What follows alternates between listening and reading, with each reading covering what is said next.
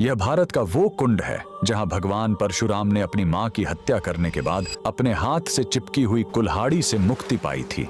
यह कहानी है महान ऋषि जमदग्नि और उनकी पत्नी पतिव्रता रेणुका की। कहते हैं रेणुका हर दिन नदी से कच्चे घड़े में पानी लाती थीं और उनके सतीत्व के बल से वह घड़ा टूटता नहीं था। उनके 5 पुत्र थे जिनमें सबसे छोटे थे विष्णु अवतार परशुराम। एक दिन रेणुका ने नदी में कुछ गंधर्वों स्वर्ग के संगीतकार को जल क्रीड़ा करते देखा। उन्हें देखकर एक पल के लिए उनका मन मोह में पड़ गया और उसी क्षण उनके सतीत्व का बल टूटा और कच्चा घड़ा टूट गया। जब वो आश्रम लौटी तो ऋषि जमदग्नि ने अपने योग बल से जान लिया कि उनका मन भटक गया था। वो इतने क्रोधित हुए कि उन्होंने अपने पुत्रों को आज्ञा दी, अपनी मां का वध कर दो। जब चारों बड़े भाइयों ने मना कर दिया तो क्रोधित पिता ने उन्हें तुरंत पत्थर बन जाने का श्राप दे दिया। इसके बाद परशुराम ने पिता की आज्ञा को अपना धर्म समझा। उन्होंने भारी मन से अपनी कुल्हाड़ी उठाई और अपनी ही मां का सिर धड़ से अलग कर दिया। उनकी आज्ञाकारिता से प्रसन्न होकर जमदग्नि ने वरदान मांगने को कहा। परशुराम ने तुरंत अपनी मां को फिर से जीवित करने और साथ ही पत्थर बन चुके अपने चारों भाइयों को भी मुक्त करने का वर मांग लिया। सब फिर से जीवित हो गए, मानो कुछ हुआ ही ना हो। लेकिन कहानी यहीं खत्म नहीं हुई।